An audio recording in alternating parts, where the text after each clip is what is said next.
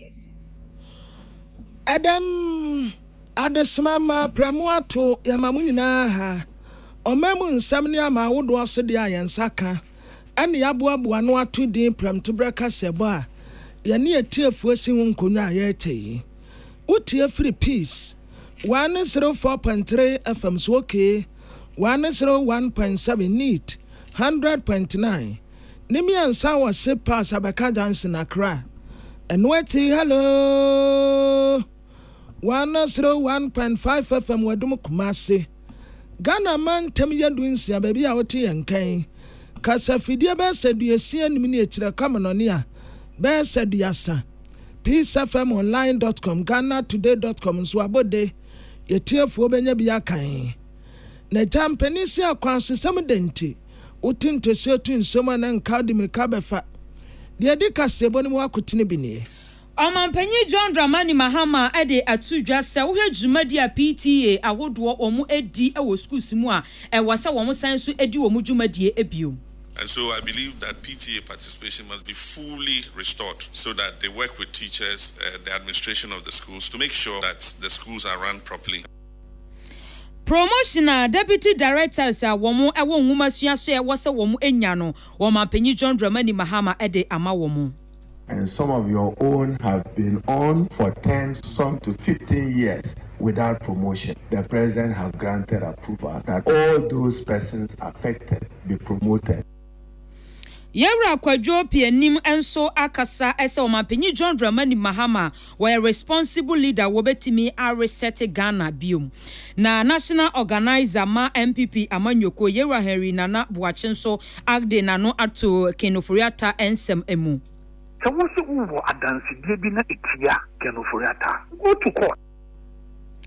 Posi ena wade kwakobo ede ama se wo hwe so a wo mo ayi afidede yo ena afen so twene boso a na wo mo awia fasha wo mo edie tututu a wo mo eto no wade kwakobo ede ama wo mo na Ketu North mrahebedwani nso akasa ede adeswede ede ato Ghana Registered Nurses and Midwife Association anim se won koye adwuma no ne aban no embekasa wei ene nsenkan ahodo ya sinkonwa ede besom se Peace FM prentobre kase aboafo mbo echidom ene MTN for the star fufuro biaba your friend Swiss to MTN SM Swiss to MTN SM etrese oba download my MTN app nata say obetumi use phone wa bra sim card kura ebi nsem we ya bibi fufuro MTN for the aba enam no de say your friend African Queen Mackerel enampa yede egu ntontrawem ade ntos yegu hu kama enam no soso se aduane bi a wo ye bia no ohia African Queen Mackerel ewom bi se dwumakwaya dawrum ene se amansan tiame kwabena mafo ana mame akosua etonam na yenhye dio afa kasebo ni ntiremu enie His Excellency John Dramani Mahama ana wakase na ebra wade asem ya tudwa no na eye leadership a omu eda anatia no nat metre Ghana National Association of Graduate Teachers and womu kosra no na bra womu duru hono no wati wonum wa tu ema natefo akonwa se womu ntena se na enkomotwetwe bi wo ho na ho ena His Excellency John Dramani Mahama katere wonum se ade ba ko a opese esan ba bio enya se eba fanefa eba fo beje atenase eye Parent Teachers Association their friends say PTA no asa yensa dan hu PTA no ho mfaso bia nti ya twetwene sa wo wianam but uko amanya etumpon so a ade ba kwa omumfeni agro eye PTA Parent Teachers Association teacher for any abatan enkabom ku a de bia wode hwese enkwada no asetene mu etesen wo se oba Ghana hanum se yia epupu a wo bo nesu abatan no na yeyi wonum ato nten but nanka ensese ne se wo pese sukuu no any community no enyan kitawudie sononko na ema adesua tumpo akọ nanim enti sisi akura sei waya na tune se ye besi school bia no a esi baby a teacher for ebetena baby a teacher for betena ehun ya pa eye teacher for accommodation omu welfare afa was added to that wonum se a teacher for yankofo bia omu hia no pa entinya ade a obetu wonum wajeje mu afa schools wo besie ya teacher for benya baby ada edinkitawo soronko ebebe teacher for nkabom kuo ene abatan empotem na nanum ayefo obia de nano ebetu schools se mu bi. We have better quality outcomes because I think that it's easier for the education service to supervise and monitor schools at the district level than for us to try and do it from the center. And so that's one of the issues we'll be taking up with you. And then also issues to do with community and PTA participation in the management of schools. The trend everywhere in the world is to give communities a say in how their schools are run. And that's why I felt very scandalized when PTAs were virtually shoved aside and not allowed to be a part of the running of our schools, especially at the secondary level. And so I believe that PTA participation must be fully restored so that they work with teachers and the administration of the schools to make sure that the schools are run properly and that our children are getting a good outcome in terms of teaching and learning. Dear Yaten Kasei, His Excellency John Dramani Mahama, na ningina kwaso ewo Jubilee House na bra President Yanusi Yape ena chairman Emma Teachers Fund Investment Committee NAT wasaya consultant Ghana renowned economist Ora Kwame Pienim ebo President Yabaso se waya de pa bebi a Ghana gina sisi se wo pe obi a obetumi asese Ghana ama na fa ne ntuma pa efri gina pa dada ne mu akofufuro mu a His Excellency John Dramani Mahama en obetumi aye your friend say resetting Ghana na Ghana National Association of Teachers ebra wo mu kwasra no na yensem bebre enada wo mu proso na bia na wo kyerɛkyerɛ mu ne sɛ wose leadership a abasisie ya pledge say enka anya hwe kura no 10,000 housing unit ena nka teacher fo nya ebetumi aboa wonu mu asetena mu kakra afa wowura akotompie nim saa to aso ya wotre say Ghana ni bia mfa ne politics ento nkyɛn na yɛntene Ghana ho kane na wɔhunu sɛ obi a obetumi aye Ghana yie pa what this time around His Excellency John Dramani Mahama. One of the best teaching jobs, one of the best jobs you can have is being a teacher. Here, we tend to underpay our teachers. But with you as a listening president, and I was happy when they were coming and said, well, let's go and talk to the president. I said, with this president, if he tells you he's going to do something, he will do it. Somebody told them he was going to give them 10,000 houses. They got 0. And I told them, this is a listening president. And Mr. President, as I've told you before, of the 36 million Ghanaians alive, you are the only one who can reset Ghana for us. And I've been talking to the other people on the other side when I put on my political hat that all of us have to make sure democracy works and support you. Because if you fail us, this is a historic opportunity for Ghana to get on the right path. You are the right person. You don't need the voters. You don't need your party. Do the best for Ghana and leave a legacy for us. Dear Yate say Okase ye chairman ma Teachers Fund Investment Committee NAT consultant oye economist Ora Kwame Mpienim na wamfa nso en wo san sere se sisi asei wo mu se a teacher fo hia ba bia wo mu beda but ensase ya wo mu besisi adan wo so no nso aya wo mu making available esan se aban kro ya san kopensa ase ehemfa no wakwa akonya bie but na atifo ya nso to me providence ase a ebebo aban na wo si dan no a aye kama afi members no 100 Ghana cedis monthly contribution no nso munhasa mo be ne sa pepepe na mpeni se enkwanta de afa ya de sika na eye This is the most progressive union that we have in this country. And I came with them just to be able to tell you that they say even heaven helps those who help themselves. They give loans to themselves. If you are driving on Independence Avenue, you see Teachers Height. We started by each teacher contributing 1 cedi a month, and with 200,000 people, about 200,000. And now, if the economy of Ghana had behaved properly and the cedi was stable, the Teachers Fund would now be worth $2 billion. And now I think they say it's about 4 billion Ghana cedis. Every month they are contributing, so it's there. And occasionally they will need support. For example, for the housing that they are talking about, and I'm grateful that you said every new school building that is built, if there's land around, the teachers using their TF properties can build the housing around it for their teachers and collect rent from it. And when they retire also, we want our teachers to retire into their homes. So at the district level and the countryside, if government can use its powers to acquire land for them as part of building for teachers. Dear Yate, sir, or Casse, Aya, Ura Kwame, Impienim. Yenia Salamati Kukwa Pentra Daruma, and Wabuabu Anua Yetia for TB. Na wasansem no a ya tsapom de nwumasua asoye no womone na atempanyifo ekohyiaye ewo omampanyi asoye no eno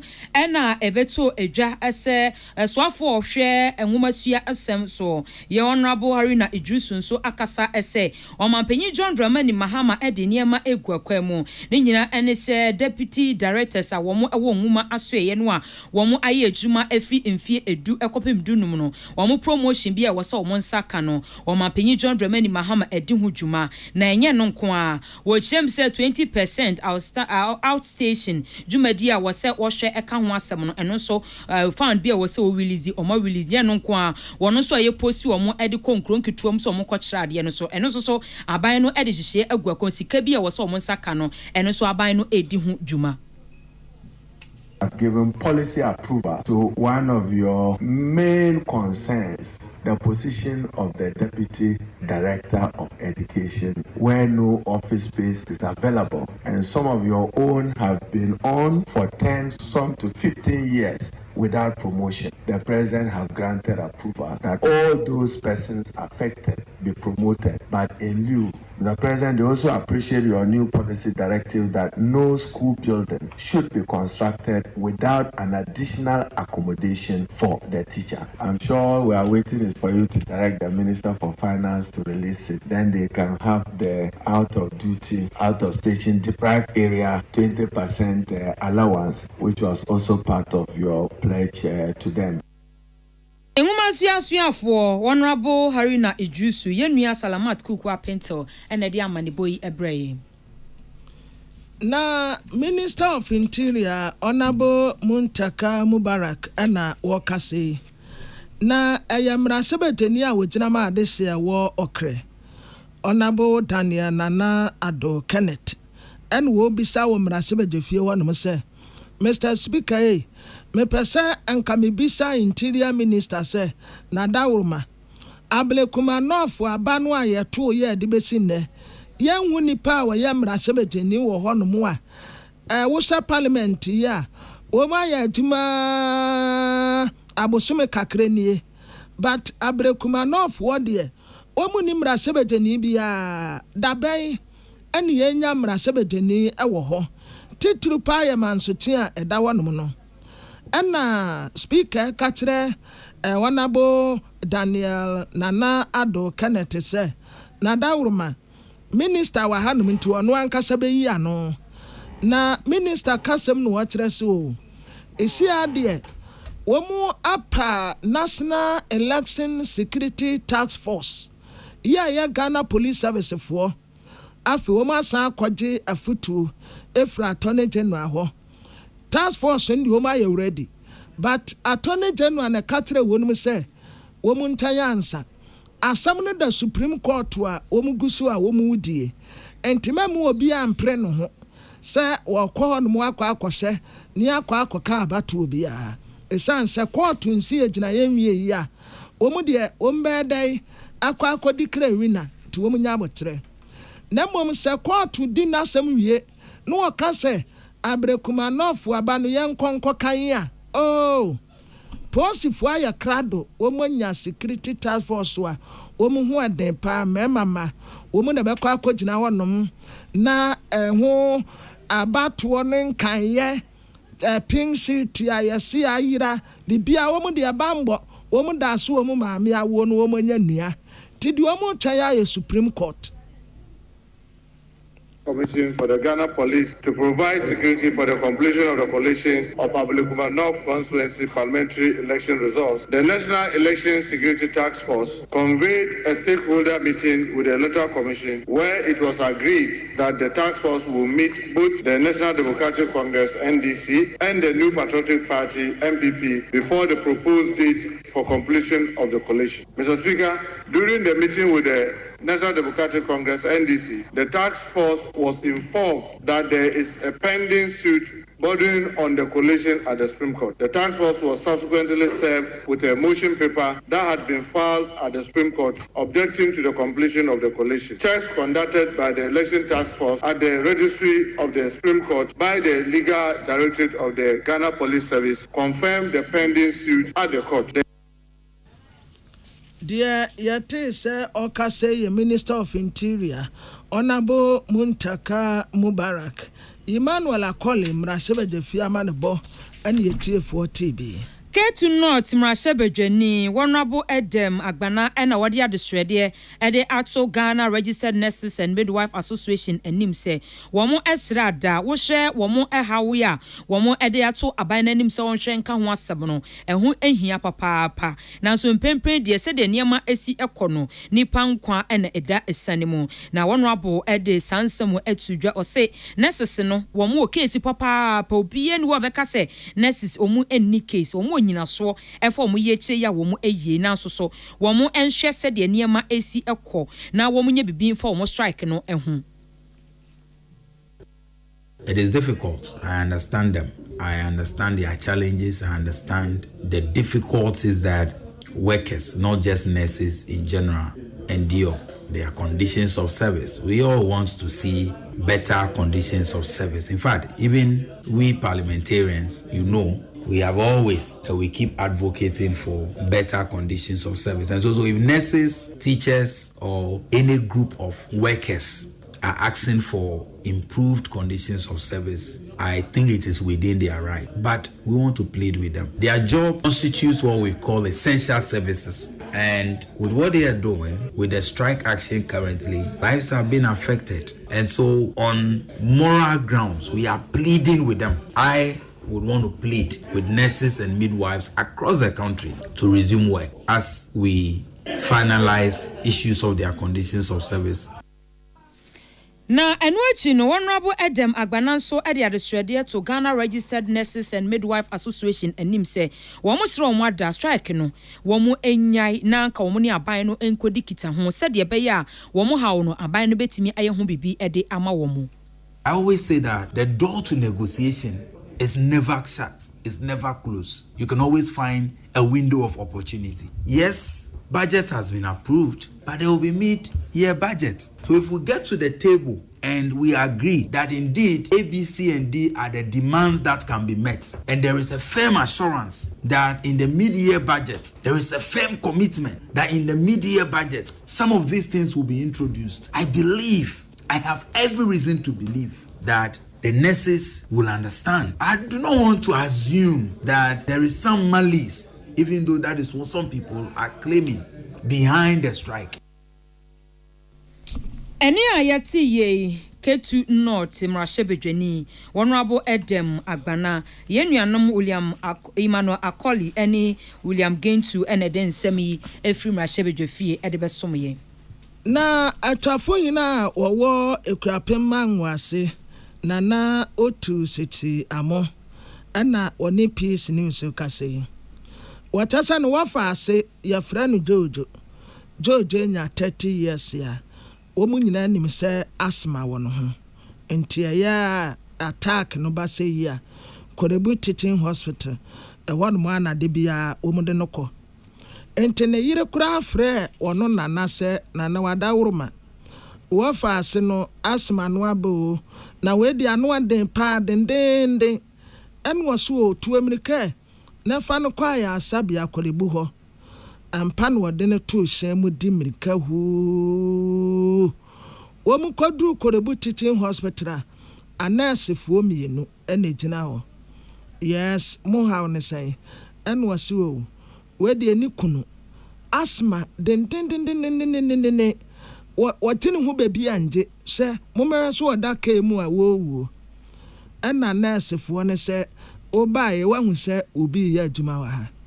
obi eni hanti monsanko en wasi wo maame nurse oda ka mu a wo anti wo munya de obi eni bibia a wode beye no oxygen sisi hono mu a anka nurse fo betumi di bi esi no sokra ma watumi ahome kakra wo mu gina ho se fitiu na monte se nurse fo ne midwives fo ya te atua ya wodi mirika de na toka mu abegina anum se ede ne yenye no wo mu gina ho anum hye ya ma brantie humi enye ye emetim jojo ewu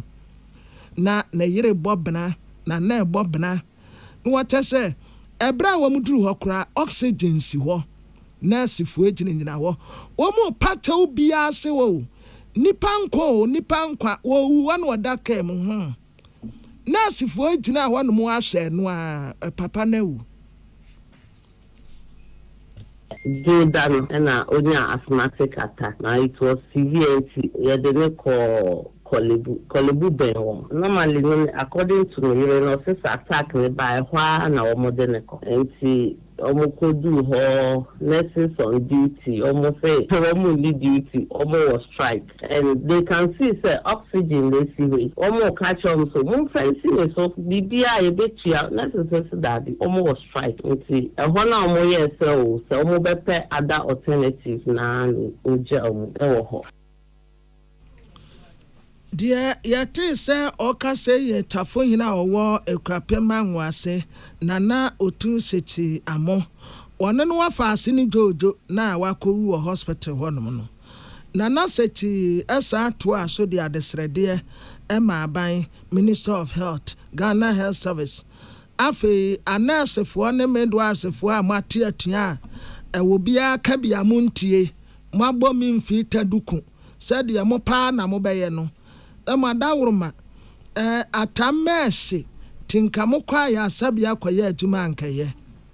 aban yesrewo unu wo mu sinkunya unu wo mu kasa retired nurses na mo frɛ wo mo manso ye nurse fo retired nurses na mo frɛ wo mo manso ye midwife fo enya ade a wo mo beba ne enya ade a wo beba ochina nti animanim ya mo ne wo mu sinkunya no wo mo penhin fo no kasa na mo so akɔfield na mo ye adwuma nurses no so ye besrɛ wo mo ye pa wo mo kyɛw aside say wo mo ye nurses no wo mo ye nipa wo mo hu say eye Ghana fo na ye ma wo mu wu no obi wo ho a oye lawyer ni obi wo ho a oye farmer obi wo ho a say oye mechanic say ye masa nkrofo we nyina hwere ya oman no ye pagya ne sen ye pa wo mo chew yes sure wo mo bibia ban be ka kire wo mo no tie na supem montie no asupem na wotre say na busuafo kura ya plan say wo mu the petition ebekwa akoma mpanimfo aso ntakracha wode ekoso ho na wo mu atumi abamu bi so wo the call say na monsaso na yendition na wukura but health minister na pese petition no yet the right thing only unless for the midwife for no sinkunya ye kasa na ye ja psychiatry nurses no so e dey atonche omo so omo ya nurse for saboda for tisi krom se sia ye hu amane omo ne wo mu sinkunya na wo mu ka dia wo mu beka na wo mu ko wo adwuma so na akra aka na wo mu ko bo wo mu ho ban obi be dress ni kuru obi ye operation obi na ye nurse for ye prepare patients ni na ye nurse for ye change amount for diapers ni na ye nurse for nti dia wo mu pen wo mu ni wo mu sinkunya na wo mu ni wo mu nka na wo mu ko wo adwuma so tafo yin ya wo ekwapema nwase nana otu seti amo ani yate se okase Abdullahi Dasmani Minister of Labour, Job and Employment, not just a swap for her a juma and a face for be a juma emo. Dr. Rashid Pepu and I was say abino e bono homodia aye hwehwemu e de afa wono ayefa womo adwuma ansana December 7 2024 edruye no womo a womo ayu omo adi ni nyina agina chief of staff ne direction a wode e ba ye ne se wuyo obi a se yede kan for adwuma deda ana se free December 7th eko na se afo adwuma de ana je for adwuma nyina to wo ma bi nkra na yefo adwuma ededa na eno na wo se aban no ye hwehwemu na wo hu nipa dodo asa ohawo no ato wo mom na wo de sansem we atudwa ebra minority leader wo mrahebedwefie ye Alexander Afenyo Markin ejina mu e wo mrahebedwefie ekasa ye se obeso hu emabunu asa ohawo no ato wo mo eno na osoafo no se aban no edi niema egu akwamu ahwehwemu edi afon eno achi no wo beba mrahebedwefie ababechirechiri mu edi ache mrahebedwefie ene Ghanafo nyina. Mr. Speaker, following the directive issued by the Chief of Staff on behalf of government, an intersectoral committee has been established to investigate, verify, and validate the authenticity or otherwise of appointments in the public sector, which were carried out after 7th December 2024. Mr. Speaker, I wish to reiterate the committee's work is ongoing, and I will update this August House on the number of Ghanaian youth affected by the termination of appointments when the validation process is complete. Thank you, Mr. Speaker. Na enwachi no Honorable Rashid eto aso se da bia da aban bi beba wose o we mu ye fo madwuma no na ye se nche ye e na fe aban no she da wonim so obekọ opposition na se wo be firi aban mu ti no asesa adwumayefo e de agumu saa de no a ebedu so na aban no ba wose mayi wo madi no wose e wose aban no e de niema egu akom se da bia saa ha wo nyina no eto obetimi atwa. I can speak under oath when there is credible evidence for me to come here and say, yes, there has been such a situation. But, Mr. Speaker, what he has said reminds me of one of the issues that we are going to tackle to make sure we put a stop to this cyclical dismissal of people which started in 2008 and continued, was terminated, stopped by Professor Mills, continued again by Nanado, and then it is taking a cyclical position. So, Mr. Speaker, with the report that will come, I'm going to be one of the people who will say governments will come, but employees must stay in office. Mr. Speaker, so we are just hoping that eventually when the results come, we'll come here to discuss it. I'll call on the House so we can take a position about it. William Emmanuel Akoli, any William Gaintu, and I didn't send me a brain. Na Ora Gilbert Ankra, a public relation officer, Emma Accra Metropolitan Assembly,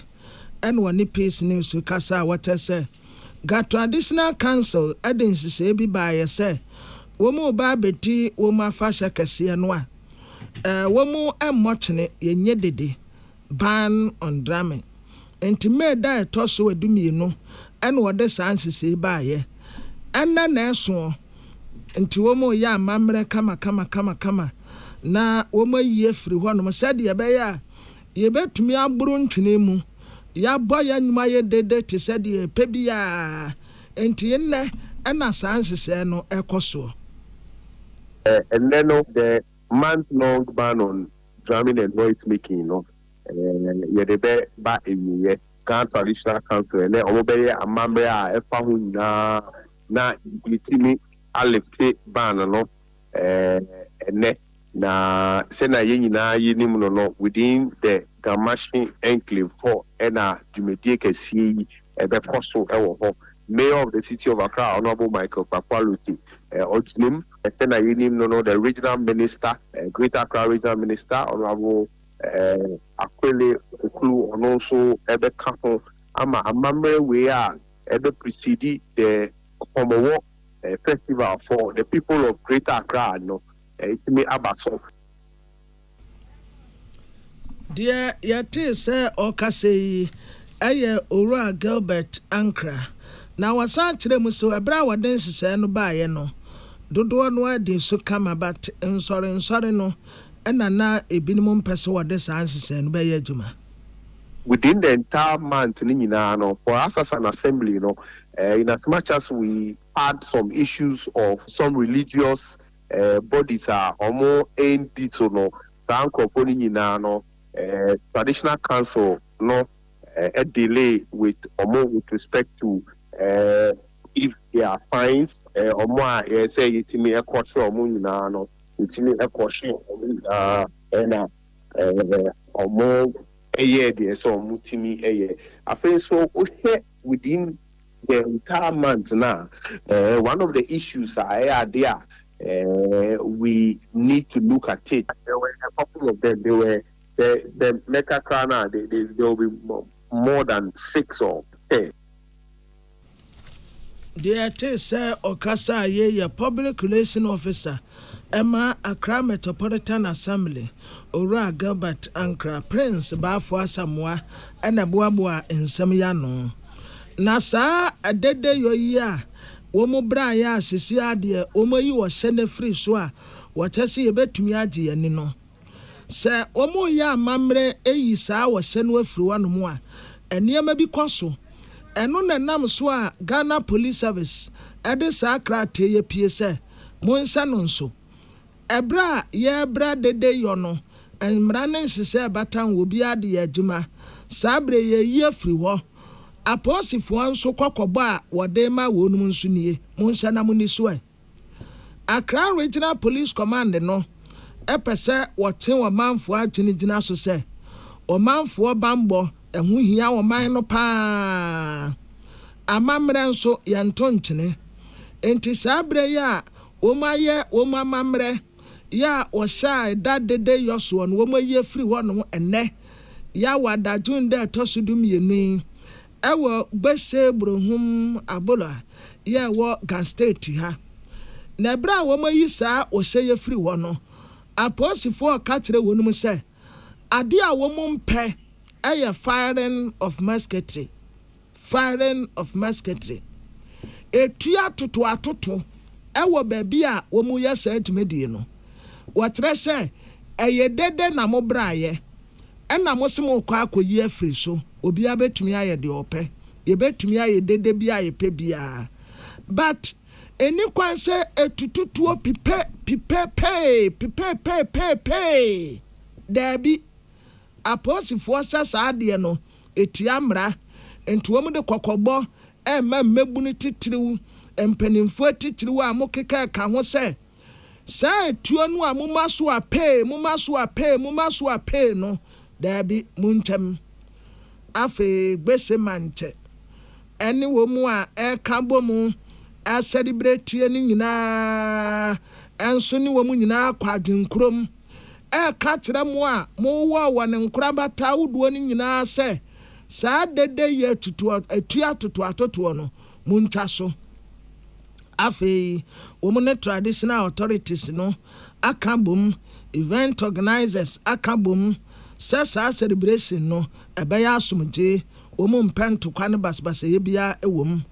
Accra Regional Police Command se wo manfo nkunan se wo mu boye ho ban pa wo mu nse maboni bia entoyen entiyen koye nyuma so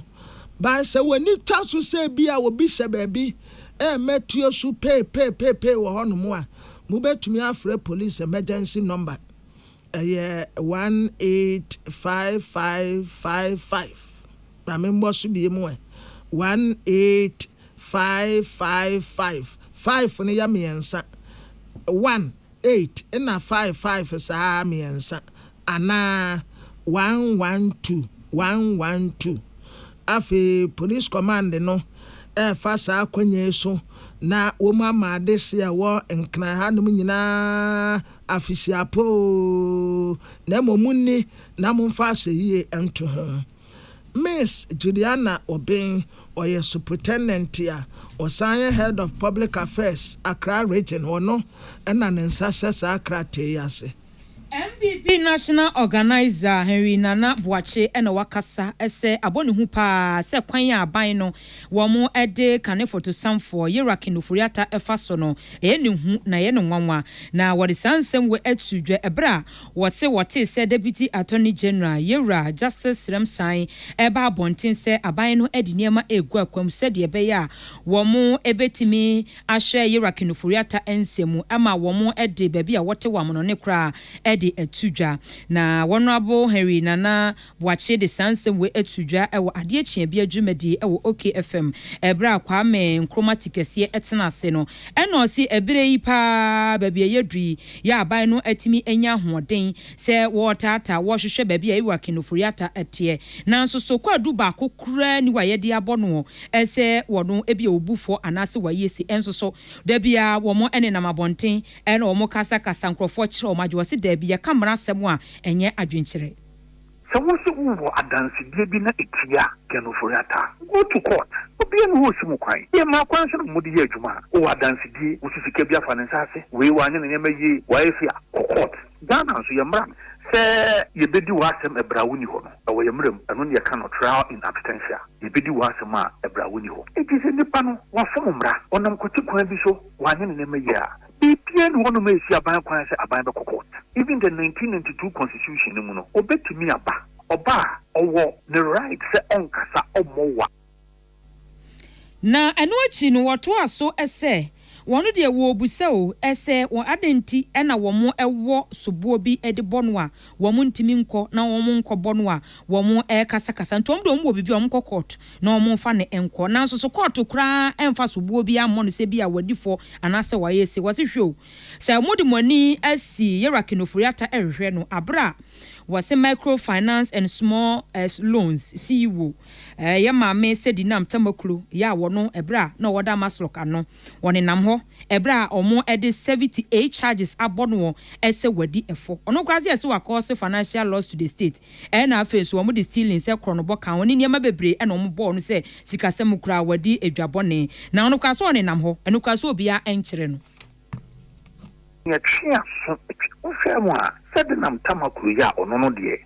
court edina asemo wi court say wabo Ghana ka 70 million Ghana cedis ebe ayedina asem na no se kwan se okwa amanone akope ayare saba okwa e wa mabiem yenhu de ti ontre ba bi owo obi ani ba bi owo na court etoko so di na asem na court abua no se odifo eno de Deputy Attorney General, same side is not interested. We kwa Akan has him near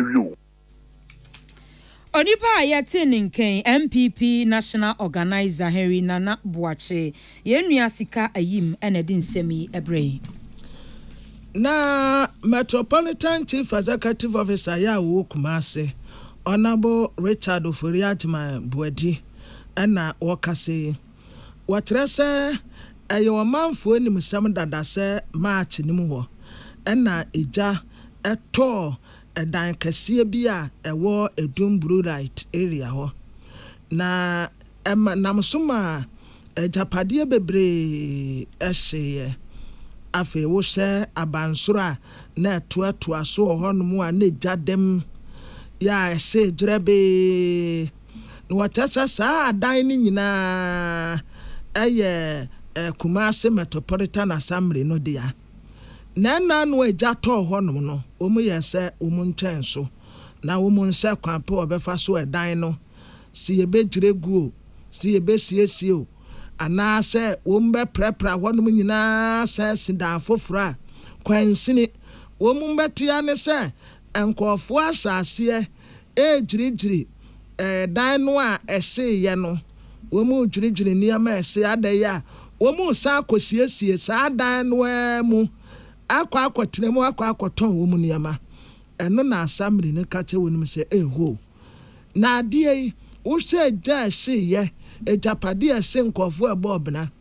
edan no kura sisi a womu nim se de ne gina pen kura ate si akwakodregu akwakosifufro kwansini eno ane se mudi mirika akosiesie na masa akwakoton niama womu na bra woni peace news ekasa no na wo sere adese a wo mu yesa ade ne se entempe ya wo mu nyae na decision bia wo mu peso wo mu take no ebe firi assembly no honom na aba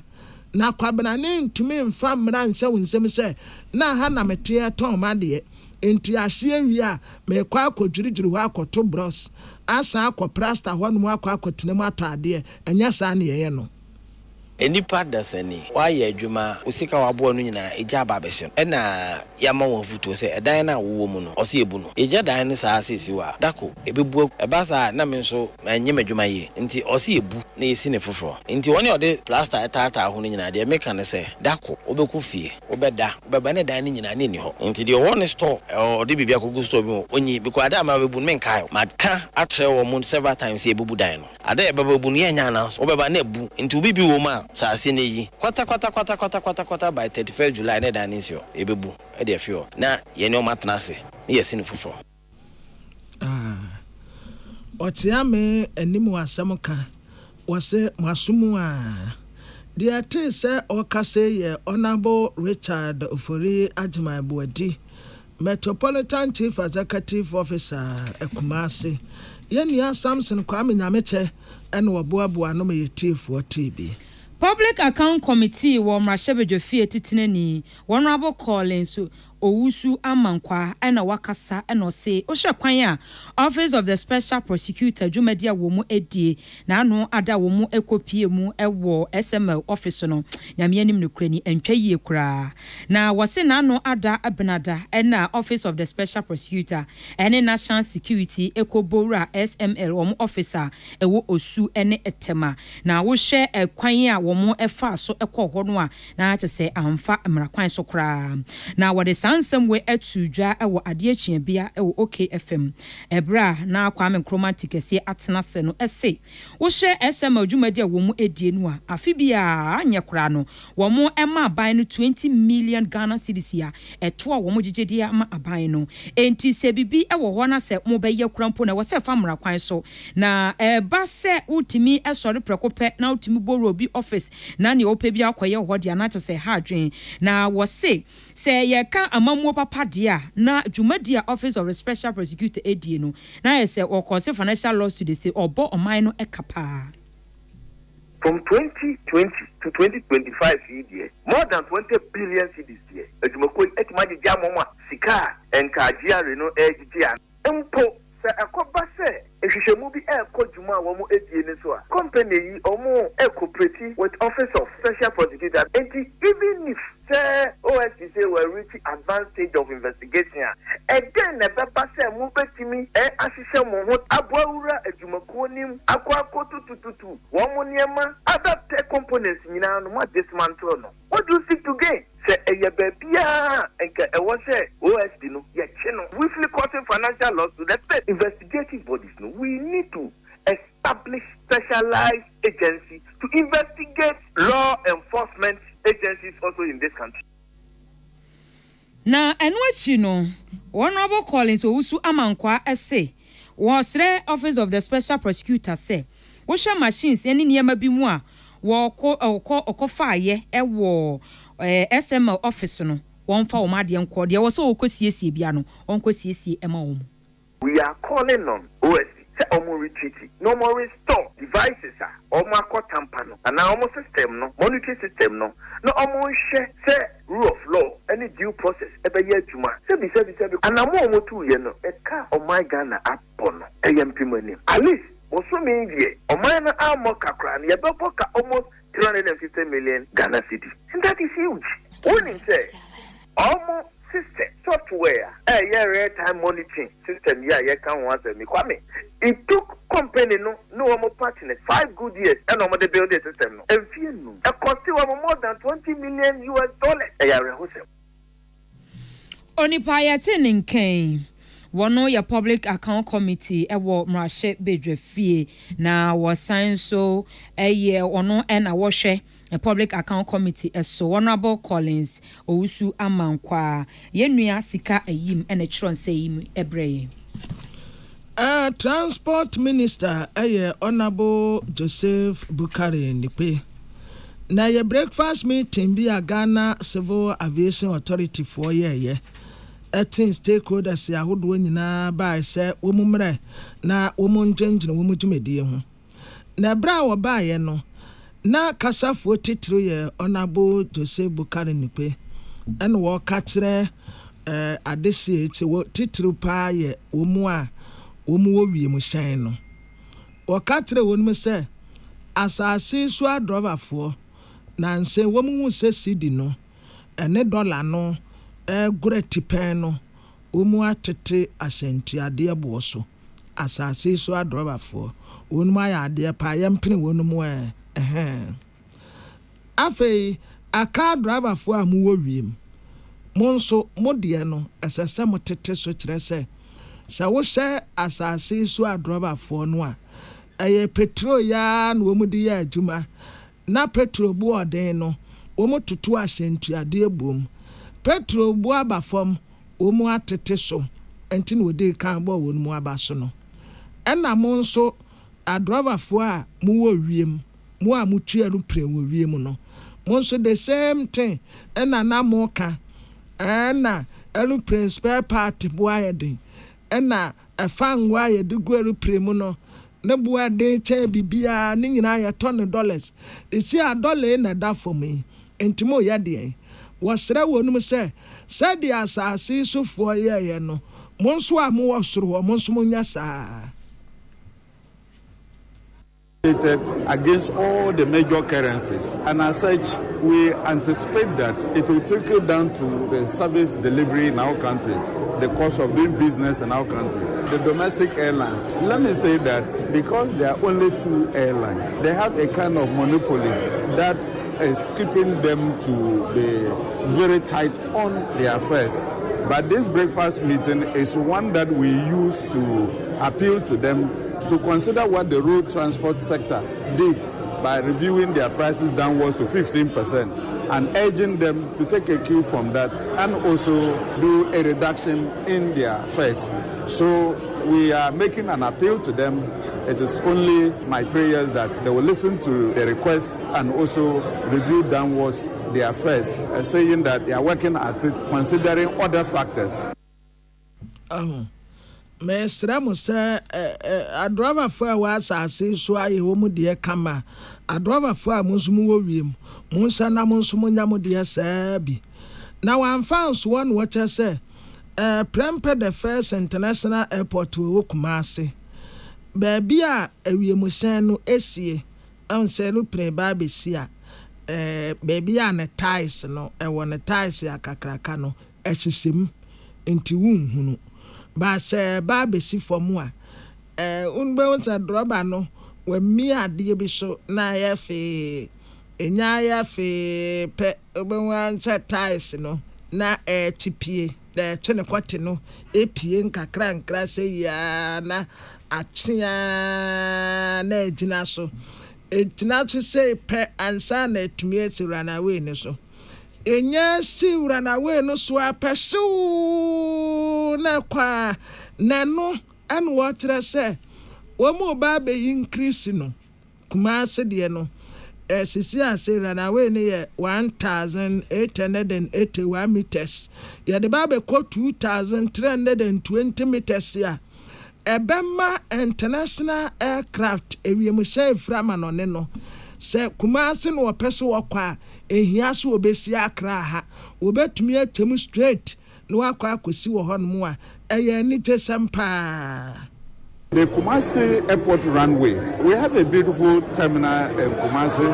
Everything is okay, except that the runway is a little bit short for some of the medium body aircraft. And currently we have the runway space up to 1,881. We want to increase it from that to 2,320 meters without any flight that is coming from long distance, and the medium body aircrafts will be able to use the facility. We are very hopeful that by end of this year, the runway would have been completed and will be put to use.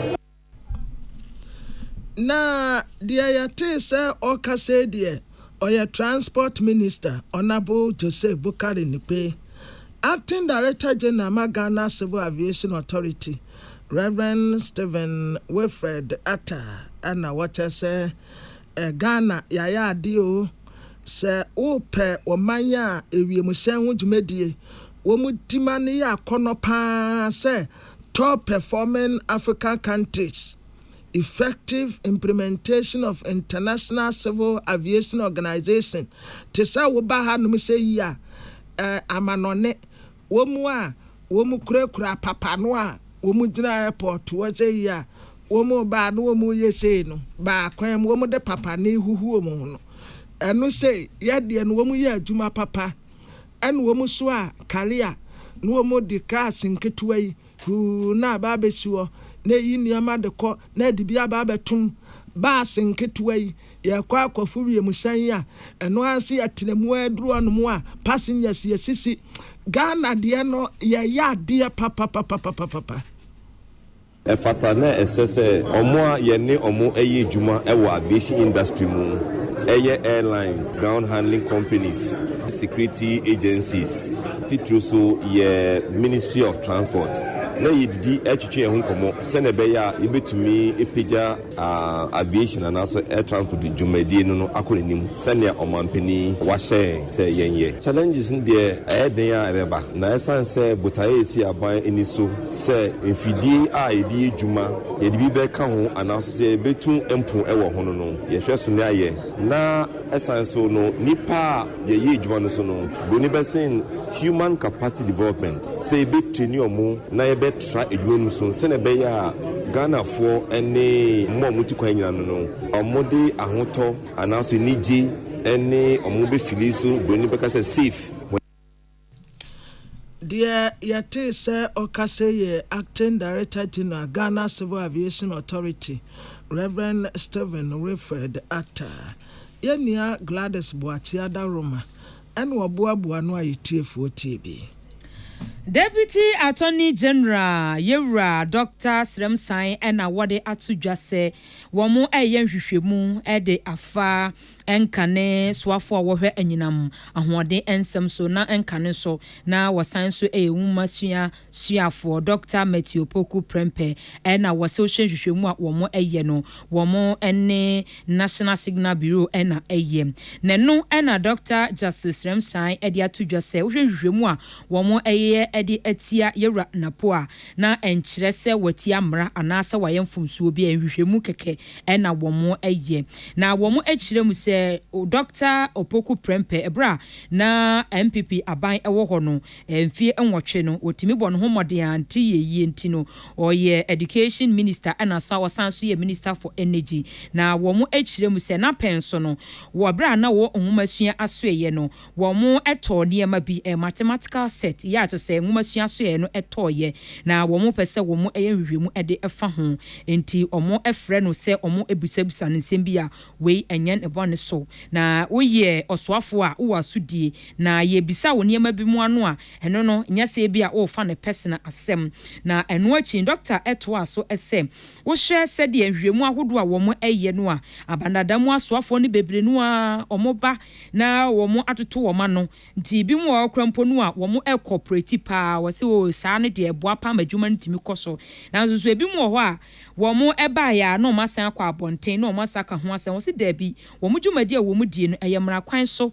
ɛna ne die kwan so ɛna wɔn ɛyɛ ɛnyɛ sɛ bi a wɔn nkɔmɔ a wɔn adi no yɛtoto wano na ho so a ebi ɛho hia sɛ yɛde bibi ɛba abɔnten ɛbɛka ho asɛm enti wɔsɛ ebi mu na yɛ ana wɔn ba nsɛntwerɛfoɔ akakye na wɔn ne wɔn aba bɛdidi nkɔmɔ no sɛ sometime yɛka mmara a yɛnyɛ agodie ho asɛm ɛna yɛka nti ɛbra na ebeto odwa sɛ Deputy Attorney General Dr. Justice Remsan ɛsɛ wɔn yɛ hwehwɛmu ɛde afa mathematical set bi a na Yewra Napo na penso wɔn ɛkɔtɔɔyɛ no ɛnam so ɛma Peace News Pius Bedu Bansen ɛne Honorable Matthew Poku Prempe ɛdi nkɔmɔ ɛwɔ ho na wɔbisa ne sɛ nsɛm wate pa na nsɛm wɔ mpo deɛ wɔn pɛ sɛ wɔbɛkasa ho ɛsane sɛ wɔn ɛbra na wɔn yɛ soafo no ɔkyerɛm sɛ wɔyɛ approved scientific instrument calculator and omo koto na no crampo no nipa omo to free no ho no we credited agent na said omo si to obo no ka obadwuma ntesa abo no kra na ye pa na wase wono no asem we kwade on pese odi na no betum na wonim krofo bi mu a ase wo mo de nsem bi ba bonten a enye no kre ase omo liki force information na so no wono onka hwe wonim semre pa mu no kre no ebeda adi na nsemi ya mane bofo Pius Bedu Bansen ene de amane boy ebreye na yegyina we so ahome kase no so abaye ba yede nya aka no ebeto aso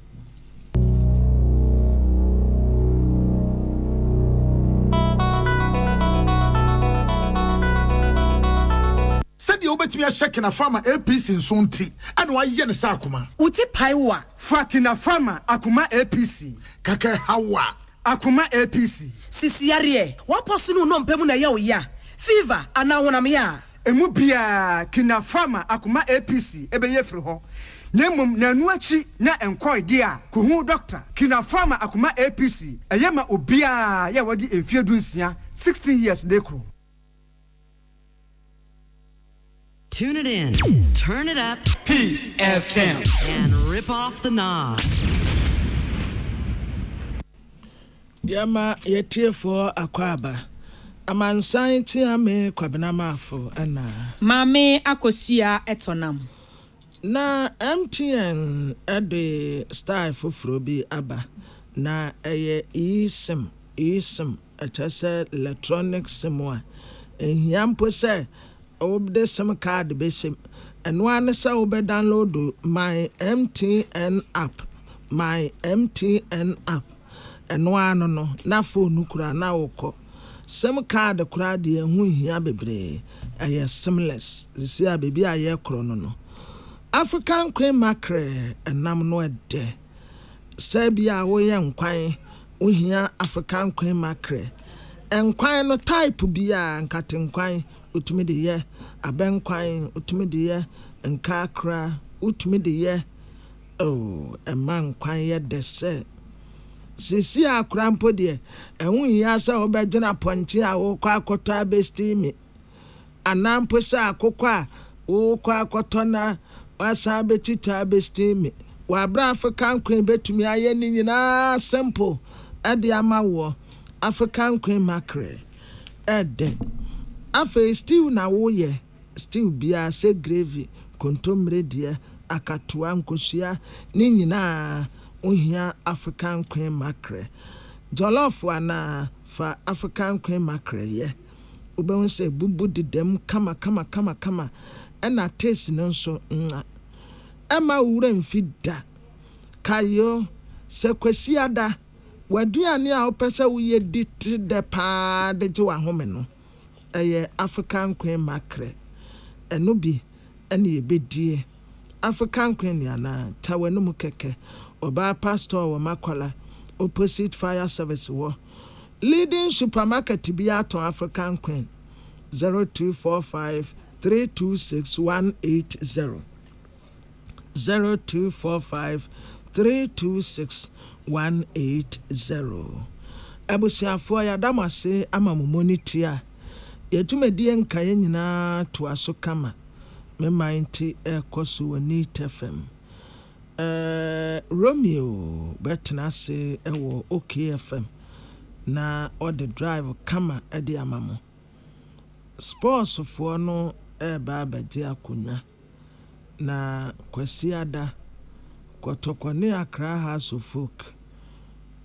old players no me kwa akubobi me ba ma House of Folk odi ahenkan so bebodi amakumasi asante kotoko aha ye bebobi me ba ma Accra House of Folk na odi nso abodi amanti amankwa amrekumo ba na womu aba abedi sa nkomoda nkwakuya boa ene na pamfo abusuafo ya damase ama mumonitia Erade asomje nkamo nyina.